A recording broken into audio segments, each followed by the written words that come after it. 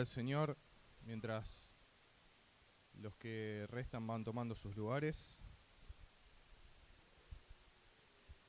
Padre, te damos gracias por un día más, Señor, que podemos estar juntos como tu pueblo, como una parte de tu pueblo. Y en este momento, Señor, venimos a acercarnos a tu palabra, intentando conocer un poco más de vos, intentando aprender, acercarnos, Señor, a tu mensaje, para que también pueda transformar nuestras vidas diarias, Señor. Te pedimos que vos nos acompañes porque sabemos y reconocemos que necesitamos tu intervención, Señor, para que podamos comprender lo que vos querés decirnos a cada uno de nosotros en este día. Te lo pedimos en el nombre de Jesús. Amén. Amén. Bueno, muy bien. Bienvenidos. Vamos a dar comienzo a la clase de hoy. Continuamos estudiando el libro de Éxodo, como ya venimos estudiando hace varias semanas. Y si recuerdan, el domingo pasado quedamos en el capítulo 3, en una escena que Franco nos comenzó a introducir y que es una escena, digamos, que transcurre a lo largo de varios capítulos del Éxodo. ¿En qué contexto quedamos el domingo pasado? A ver si alguien recuerda. En la zarza, muy bien, en esa famosa, podríamos decir, escena en donde Moisés se acerca a ver ese arbusto, esa zarza que estaba encendida, pero que no se consumía, ¿sí? Y comenzamos a ver ese encuentro que Moisés tiene con la presencia de Dios en el monte Horeb. Hoy vamos a continuar leyendo ese texto, vamos a retomar los últimos 2 versículos que leímos la semana pasada como para engancharlo, ¿sí? Entonces vamos a comenzar nuestra lectura en Éxodo capítulo 3, versículo 9. Éxodo 3, versículo 9. Dios hablándole a Moisés, ¿sí? Y le dice: el clamor, pues, de los hijos de Israel ha venido delante de mí. Y también he visto la opresión con que los egipcios los oprimen. Ven, por tanto, ahora, y te enviaré a Faraón para que saques de Egipto a mi pueblo, los hijos de Israel. Entonces Moisés respondió a Dios: ¿quién soy yo para que vaya a Faraón y saque de Egipto a los hijos de Israel? Y él respondió: ve, porque yo estaré contigo, y esto te será por señal de que yo te he enviado. Cuando hayas sacado de Egipto al pueblo, serviréis a Dios sobre este monte. Bien, vamos a hacer una pausa ahí. Bien, ¿qué está sucediendo acá entonces? ¿Qué está pasando entre Dios y Moisés? Una conversación, sí. ¿Y de qué están hablando?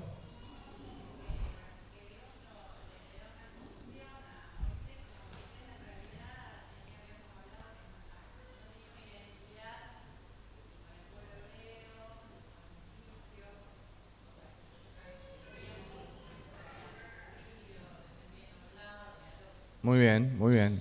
Entonces Cristina dice, Dios le está dando una comisión a Moisés, ¿sí? Él le dice: ven, que te voy a enviar a Egipto para que vayas a Faraón y saques a mi pueblo. Pero Moisés está, como bien dice Cristina y estudiamos, en este conflicto, ¿no? De si soy egipcio, soy hebreo, quién soy. Ahora está en Madián, pastoreando ovejas. Y recordemos que él huyó de Egipto porque querían matarlo, y que además cuando se acercó a sus hermanos hebreos, queriendo también un poco impartir justicia en el buen sentido que estuvimos estudiando, ¿no? Esto de igualdad, no maltrato, ellos también lo rechazaron, ¿sí? Entonces Dios le está pidiendo que él vuelva a un lugar, a hablar con alguien que lo quiere matar, y que además vaya a sacar un pueblo que ya lo rechazó como posible líder, ¿sí? Entonces vemos que en la pregunta de Moisés él ve una especie de problema en esta comisión que Dios le está encargando. ¿Quién soy yo para ir a hacer eso que vos me estás pidiendo, ¿no? Y la respuesta de Dios nos ayuda a entender también de qué viene ese problema, ¿sí? Porque Él le dice: vos andá porque yo voy a estar con vos, ¿sí? y le da incluso una señal de que Él lo envió. Entonces, la respuesta de Dios a la pregunta de Moisés, ¿cuál sería? No te preocupes por quién sos vos, no te preocupes si vos vas a poder, si vas a ser capaz de hacer lo que yo te estoy diciendo, sino que yo mismo te estoy enviando, yo mismo voy a estar con vos. ¿Sí? Y esto nos hace acordar a un modelo que hemos visto ya con el primer ser humano que fue encomendado por Dios. ¿Sí? ¿Se acuerdan? Adán fue encomendado con un propósito, una misión. ¿Cuál era esa misión? ¿Cómo? Multiplicar, fructificar, sojuzgar la creación. Entonces, él era, dijimos, el representante de Dios delante de todo el resto de la creación. ¿Sí? Y también vimos en Génesis 1 y 2 cómo Adán no era capaz de llevar adelante ese propósito por sí solo. ¿Se acuerdan que Dios dijo, no es bueno que el hombre esté solo? Y tuvo que proveer ese éser que tantas veces hemos estudiado, a la mujer para que juntos pudieran llevar adelante el propósito. Y además, para que pueda sojuzgar a la creación, ¿qué le había dado? Ahí lo tenemos en el diagrama ya. ¿Qué le había dado? Autoridad. Autoridad de Dios para que Adán pudiera, en nombre de Dios, sojuzgar a la creación. Ahora también vemos que en Moisés ese patrón se repite, porque él le dice, yo te he enviado. ¿Sí? Entonces, Moisés no está yendo por su propia cuenta, Moisés no está yendo porque a él se le ocurre, o para decir a Faraón, yo digo que tenés que dejar ir al pueblo de Israel, sino que él va con autoridad delegada de parte de Dios. Y también él se siente incapaz, él es incapaz de llevar adelante esa misión, ese propósito que Dios le ha planteado. Y sin embargo también en este caso Dios provee para cubrir esa incapacidad de Moisés y que él pueda llevar adelante el propósito. ¿Sí? Ahora dándole autoridad y más adelante lo vamos a estudiar, ¿sí? Dándole también un compañero, su hermano Aarón. Entonces, en cierto sentido, Moisés está replicando este patrón y que también quizás podríamos aplicarlo a cualquier ser humano al que Dios comisiona. ¿Sí? Nuestra incapacidad y nuestra falta de autoridad siempre son un obstáculo que Dios mismo tiene que salvar. Ahora, también en otro sentido, este encuentro de Moisés en el monte Horeb con la presencia de Dios prefigura, y esto no nos vamos a detener tanto porque ya también lo hemos visto, prefigura lo que va a suceder con el pueblo de Israel en sí mismo, como nación. ¿Sí? Porque habíamos visto una de las primeras lecciones cómo la vida de Moisés que se nos cuenta en el Éxodo tiene como cierto paralelo con la historia también del pueblo de Israel. ¿Sí? Entonces, ahora vemos a Moisés delante de esta zarza que, ¿se acuerdan? Ahí está la palabra. Franco la explicó el domingo pasado también. ¿Cómo se llamaba en el hebreo? Sne. ¿Sí? Que es una palabra para describir una zarza, pero que específicamente se usa solo en este pasaje. ¿Sí? En ningún otro pasaje de la Biblia se vuelve a usar esta palabra. Y cuando hablan de árboles o de arbustos se usan otras palabras. ¿Sí? Los autores bíblicos muchas veces usan estos recursos de palabras que suenan parecido, que comparten letras, raíces, para hacer paralelos entre diferentes historias. Entonces acá, en el esquemita, podemos ver una suerte de paralelo entre lo que estamos viendo con Moisés en este capítulo y lo que va a suceder con Israel. ¿Sí? Moisés frente a la presencia de Dios, que está en una llama ahí en esa zarza. Luego vemos en Éxodo 19 que la presencia del Señor en el Sinaí se veía como un fuego consumidor en la cima del monte, ¿sí? También Moisés que no se puede acercar, esto es lo que vimos la semana pasada, porque Dios le dice no te acerques más, esto es tierra santa. El pueblo también, cuando Dios desciende en el Sinaí Él les dice, no se acerquen, que nadie toque el monte. Y también vemos que Moisés es escogido de entre sus hermanos los hebreos para ir a buscar al resto de ellos que están en Egipto. Así, del mismo modo, Israel es el escogido entre las naciones, porque Dios les aclara, toda la tierra es mía. Ellos son escogidos entre las naciones para ir a buscar al resto de las naciones. ¿Sí? Entonces vemos cómo, en este sentido también, Moisés está, como podríamos decir, retomando la misión que se le encomendó a la familia de Abraham, que ahora está en Egipto oprimido, esclavizado. ¿Sí? Entonces, si lo quisiéramos decir en lenguaje del Nuevo Testamento, Moisés debe ir a buscar lo que se había perdido. ¿Sí? El resto de la familia de Abraham que está en Egipto, Moisés está siendo encomendado con ir a buscarlo. Ahora, Dios le dice, esta va a ser la señal de que yo te envié. ¿Cuál es?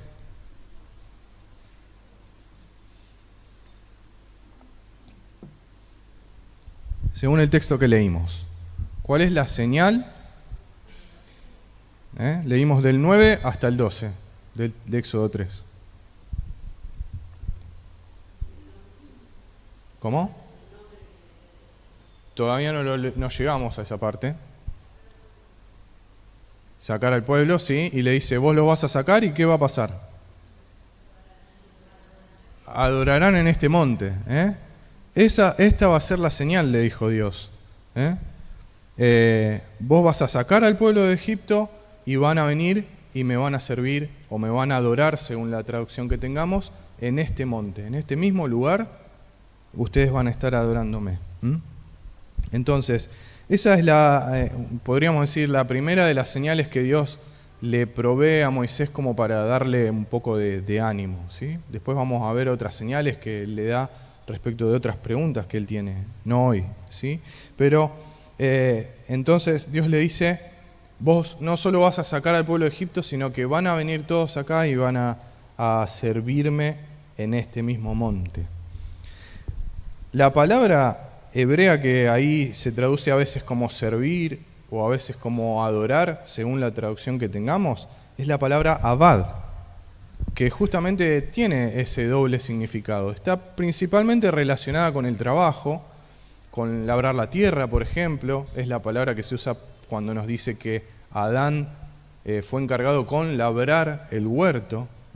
Entonces, esa palabra está relacionada con el trabajo, con el servicio, con servir, y también está relacionada con la adoración, o podríamos verlo como un servicio hacia alguna deidad, por decirlo de alguna manera. ¿Sí? Un servicio religioso en el buen sentido, digamos, de la palabra, hacia algún dios.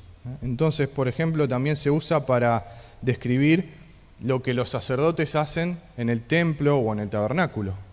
Esa palabra, el servicio que ellos prestaban ahí. Y además de eso, de este doble significado, digamos, de que es un servicio relacionado a Dios, si nosotros vemos la traducción al griego del Antiguo Testamento, lo que llamamos o conocemos como la Septuaginta, cuando los judíos tuvieron que traducir al griego el Nuevo Testamento, ellos utilizaron la palabra latreuo en el griego. No sé si lo pronuncio bien, pero latreuo. Y tiene la misma implicación que la palabra abad. E incluso está mucho más relacionada con lo que es el servicio o la adoración a Dios. Por ejemplo, en el Nuevo Testamento esta palabra se usa 21 veces y todas están relacionadas con la persona de Dios. Servir a Dios, el servicio a Dios, la administración se traduce a veces. Entonces, vemos cómo ellos ya ven este sentido de que el servir que ellos iban a hacer en ese monte estaba relacionado con la persona de Dios que ellos iban a estar sirviendo en ese contexto. Y de esta palabra, latreuo, por ejemplo, nosotros tenemos la palabra idolatría. Viene de ahí. Ven cómo está súper relacionada con lo que tiene que ver con el servicio a algún Dios o algo que reemplaza a Dios. Ahora, ¿Qué implicancia tiene esto en este contexto, ¿no? De que Dios le está diciendo, la señal de que yo te envié, es que vos vas a sacar al pueblo de Egipto y van a venir a este monte a servirme a mí. Esto significa que no es que Dios está liberando al pueblo de Israel simplemente porque ve la injusticia, porque ve que están siendo oprimidos y eso le da pena, le da lástima, entonces dice, bueno, los voy a sacar de ahí para que ya no sufran más eso. Que es una parte de lo que sucede, porque Dios se aflige de ver a la familia de Abraham, a su pueblo, en esa situación. Por su carácter justo, Él se aflige al ver que eso está sucediendo, pero hay un propósito más allá de liberar a Israel. ¿Cuál es ese propósito según lo que vemos recién? Muy bien, que su nombre sea conocido y según lo que estamos viendo acá, ¿qué le dice? Portar su presencia.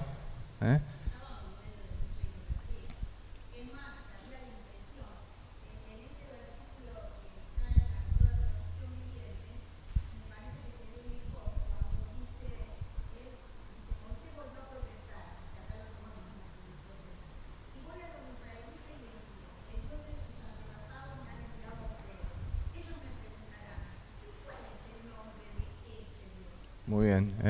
Entonces ahí vemos, más adelante ahora en el texto, cómo Moisés inquiere por el nombre de Dios, ¿no? Pero entonces, volviendo, antes de pasar a esa parte, vemos que Dios le está diciendo, ustedes van a salir de Egipto del servicio que están haciendo para Faraón, que también usamos esa misma palabra que estábamos viendo, y van a venir a mi servicio, van a venir a servirme a mí. No es que Dios los va a sacar de Egipto y bueno, muchachos, listo, ahora son libres, vean qué hacen, hagan lo que quieran, sino que Dios los está sacando de allí con un propósito que es servirlo a Él, ¿sí? Este concepto de una redención, digamos, con un propósito específico, está muy en la mente de los autores del Nuevo Testamento, de los apóstoles cuando escriben, ¿sí? Jesús no vino a librarnos del pecado para dejarnos ahora, bueno, ahora sos libre, andá y hacé lo que quieras. Porque ese fue el problema. Hicimos lo que quisimos. Entonces Jesús nos libra de eso, ¿para qué? Para que ahora podamos servir a Dios. ¿Ven el paralelo? Entonces fíjense, vamos a ver unos pasajes cómo lo muestran los autores, los apóstoles, autores del Nuevo Testamento. Por ejemplo, Pablo y Pedro, vamos a ver acá. Ahí tenemos en Romanos capítulo 6. Pablo dice, no reine pues el pecado en vuestro cuerpo mortal, de modo que lo obedezcáis en sus concupiscencias, ni tampoco presentéis vuestros miembros al pecado como instrumentos de iniquidad, sino presentaos vosotros mismos a Dios como vivos de entre los muertos, y vuestros miembros a Dios como instrumentos de justicia. Más adelante, mismo capítulo, dice, ¿no sabéis que si os sometéis a alguien como esclavos para obedecerle, sois esclavos de aquel a quien obedecéis, sea del pecado para muerte, o sea de la obediencia para justicia? Pero gracias a Dios, que aunque eras esclavos del pecado, habéis obedecido de corazón aquella forma de doctrina a la cual fuisteis entregados, y, libertados del pecado, vinisteis a ser siervos de la justicia. ¿Ven este concepto? Libres del pecado para ser siervos de la justicia. Lo mismo que está diciéndole Dios acá a Moisés. Ustedes van a ser libres de la aflicción de Egipto, libres del servicio a Faraón. ¿Para qué? Para poder servirme a mí, para poder representarme, para poder ser mi pueblo escogido. Pedro también lo dice en la primera carta, capítulo 2, dice, por causa del Señor, someteos a toda institución humana, ya sea al rey como a superior, ya a los gobernadores, como por él enviados para castigo de los malhechores y alabanza de los que hacen bien. Porque esta es la voluntad de Dios, que haciendo bien, hagan callar la ignorancia de los hombres insensatos, como libres, pero no como los que tienen la libertad como pretexto de hacer lo malo, sino como siervos de Dios. ¿Ven? Otra vez el mismo concepto. hemos sido redimidos para ser siervos de Dios. Y volvemos a decirlo, es lo que Dios le está comunicando a Moisés en este mismo contexto. Bien, vamos a avanzar un poquito con el texto de Éxodo 3. Quedamos en el versículo 13. Llegamos a la parte que recién mencionaba Marta. Dijo Moisés a Dios: He aquí que llego yo a los hijos de Israel y les digo: el Dios de vuestros padres me ha enviado a vosotros. Si ellos me preguntaren: ¿cuál es su nombre?, ¿qué les responderé? Y respondió Dios a Moisés: Yo soy el que soy. Y dijo: Así dirás a los hijos de Israel: Yo soy, me envió a vosotros. Además dijo Dios a Moisés: Así dirás a los hijos de Israel: Jehová, el Dios de vuestros padres, el Dios de Abraham, Dios de Isaac y Dios de Jacob, me ha enviado a vosotros. Este es mi nombre para siempre, con él se me recordará por todos los siglos. Entonces vemos esta sección, este pasaje súper importante en donde Dios revela su nombre ante la pregunta de Moisés: ¿quién les digo que me manda? ¿No? Entonces, ¿qué se les ocurre? ¿Por qué Moisés está preguntando a Dios: ¿quién les digo que me manda?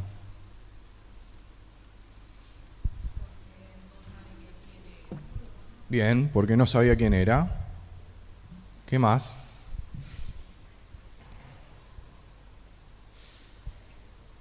¿A alguien se le ocurre algo más?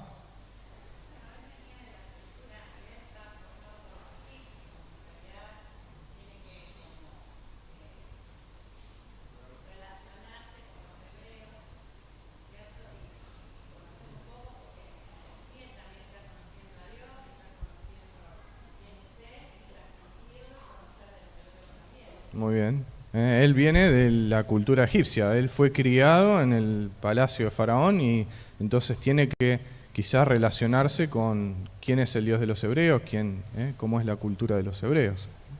Tenemos tres posibilidades, quizás hay más, ¿no? Pero hay tres posibilidades que principalmente se ven entre los estudiosos, entre los eruditos y los que hacen comentarios de este pasaje. ¿Por qué pregunta Moisés? Primero, como dijo Belén, porque quizá no lo conoce, ahí lo tenemos en el segundo lugar. Quizás Moisés no lo conoce a Dios.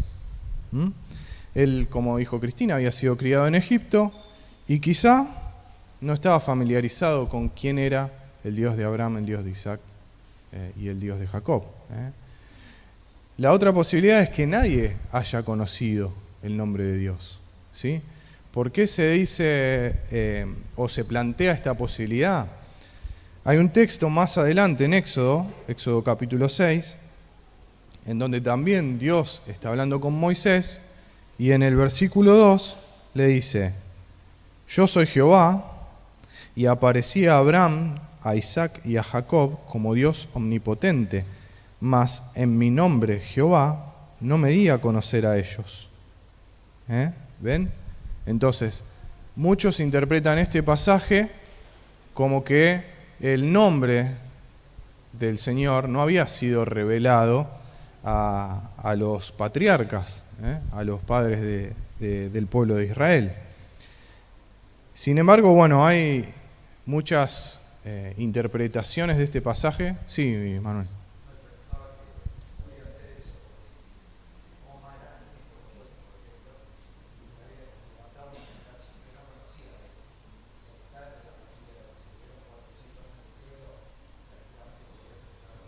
Claro. Exactamente. Ahí Manuel dice, si después en el tiempo de los jueces pasó que había una generación completa que no sabía quién era Dios, puede estar pasando esto. Sí.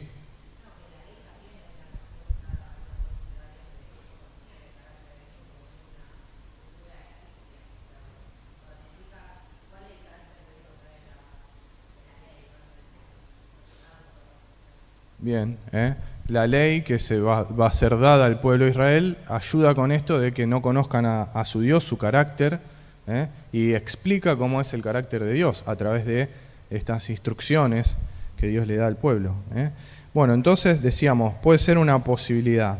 Algunos dicen porque en Génesis nosotros vemos que aparece el nombre de Dios.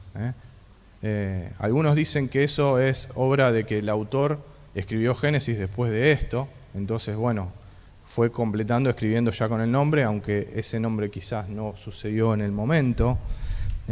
Otros, que son los menos, pero algunos dicen que este pasaje podría, el de Éxodo 6, ¿sí?, podría traducirse como, ¿no les di yo a conocer mi nombre? ¿Sí? Como una pregunta retórica, diciendo, yo ya les di a conocer mi nombre a ellos también.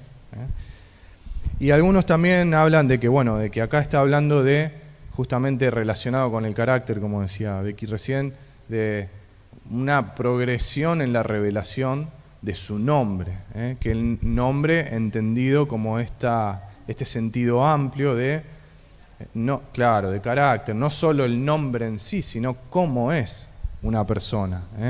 Entonces, bueno, esas son las diferentes interpretaciones, pero podría ser una posibilidad de que nadie en esa generación, como decía Manuel, conociera el nombre de Dios o quién era Dios en realidad.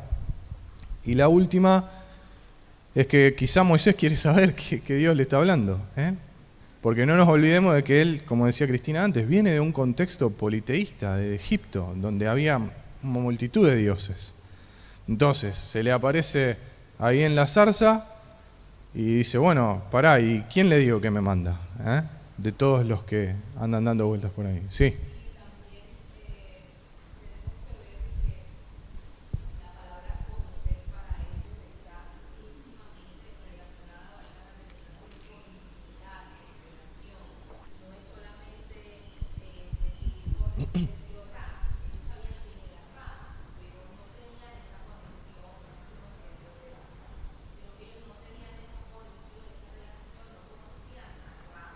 Uh-huh.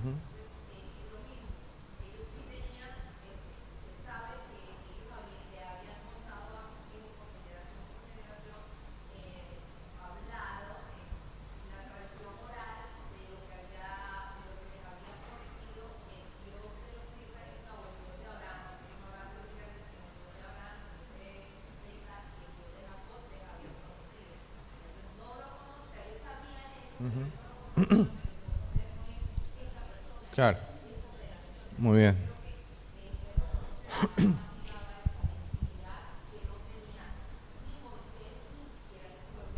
Muy bien. Muy bien. Escucharon ahí, Belén trae a colación esto de que el verbo conocer no es solo conocer de conocimiento intelectual, de que existe un Dios que se llama Jehová o que existe el Dios de Abraham, sino esta intimidad, esta relación, esa implicancia de conocer, que también es una realidad. Bien, ahora, ¿cómo llegamos de yo soy te envía a Jehová, el Dios de... ¿Cómo llegamos de ese yo soy al nombre Jehová que nosotros tenemos hoy en muchas de nuestras traducciones? ¿Sí? Vamos a intentar ver un poquito eso como para entenderlo. Ahí vemos la frase que Dios le dice, yo soy el que soy, ¿sí?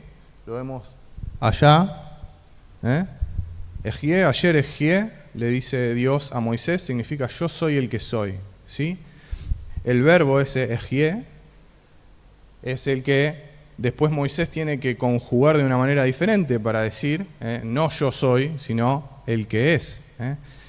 Pero vemos ahí esta declaración del carácter de Dios en esa frase. Yo soy el que soy, de la persona de Dios.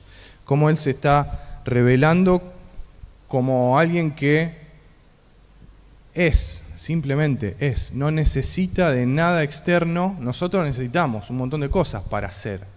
Necesitamos oxígeno, necesitamos el sol, necesitamos un montón, que nuestro cuerpo funcione como tiene que funcionar, ¿sí? Dios no, Él es, simplemente es. Y además nos habla de la inmutabilidad de su carácter también. Yo soy el que soy. Podríamos agregar, si queremos, y no cambio, como lo vemos en otras partes de la Biblia. Entonces, ya de por sí, esa frase está mostrando parte del carácter de Dios a Moisés. Yo soy el que soy, yo existo, yo soy el que no necesita de nadie para poder existir, para ser, y mi carácter es como yo se los voy a ir revelando a través de toda esta historia. Ahora, decíamos, cuando Dios le dice a Moisés, andá y deciles, yo soy, se me apareció, y les dice, andá y deciles, Yahweh, que es la conjugación, digamos, en tercera persona del otro verbo, se me apareció. Es decir, Moisés está haciendo referencia a alguien. Entonces, ese es el nombre que nosotros vamos a ver. Ahí está escrito chiquitito abajo. Me quedó horrible el diseño, recién me estoy dando cuenta.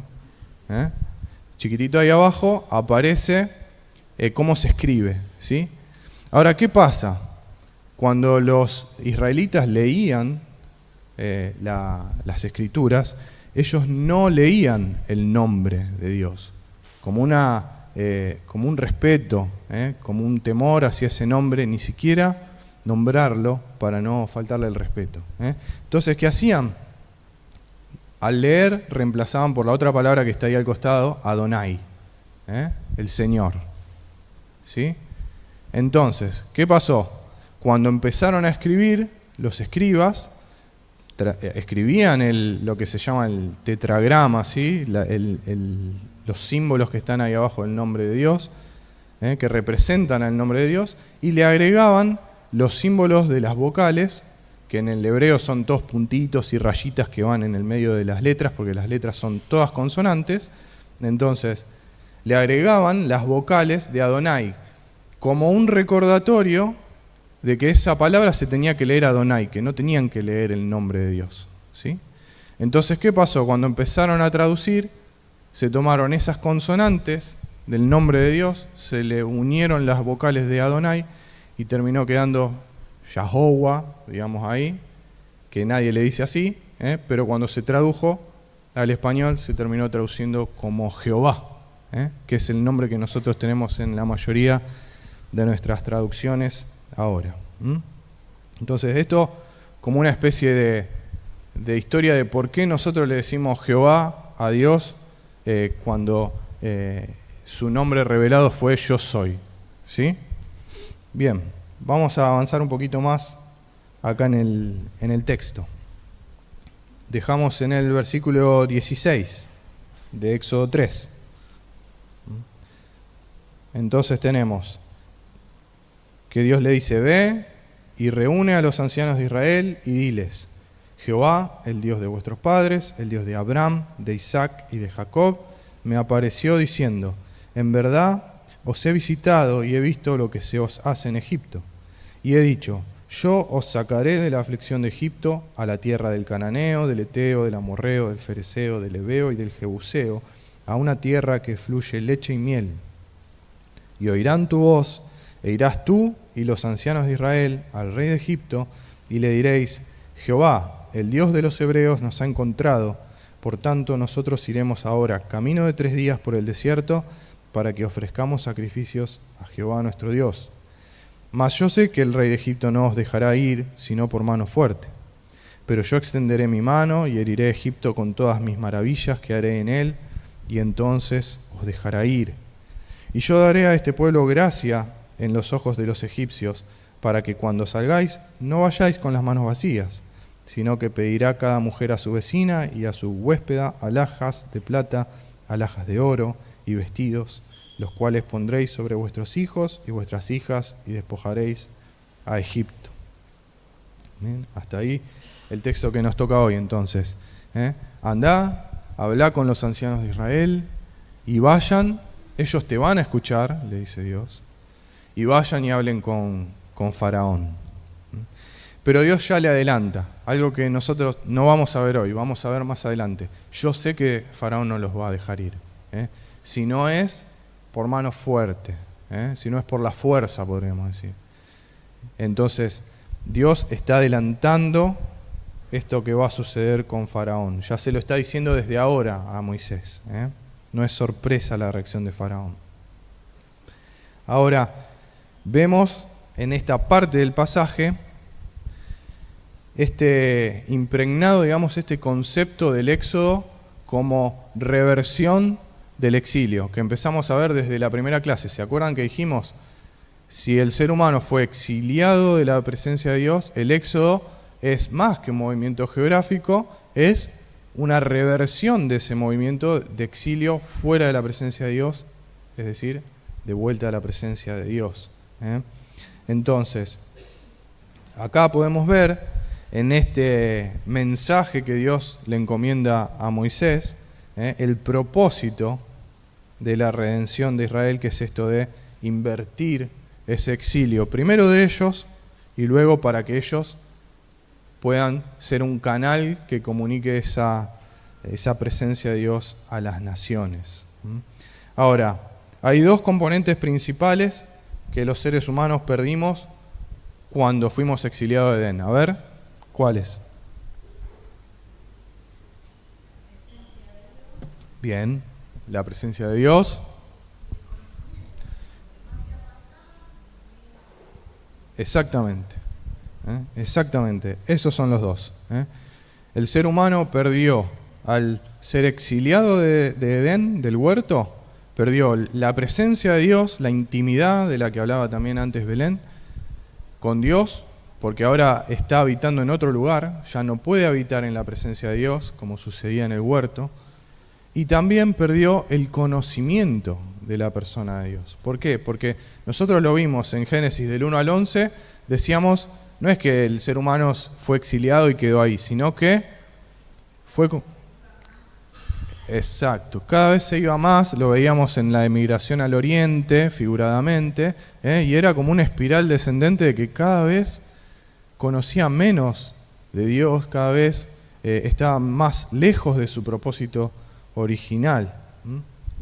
Entonces vemos que en el Éxodo tenemos la reversión de esas dos situaciones, de esos dos problemas en los que está la humanidad por haber sido exiliada de la presencia de Dios. Va a recuperar el pueblo de Israel en cierto sentido, si bien no igual a lo que era en Edén todavía, pero va a recuperar la presencia de Dios. ¿Por qué? Porque primero Dios le dice, ustedes van a salir de Egipto y van a venir a este monte a servirme a mí. Ahí ellos ya se encontraron cara a cara con la presencia de Dios, en el Sinaí.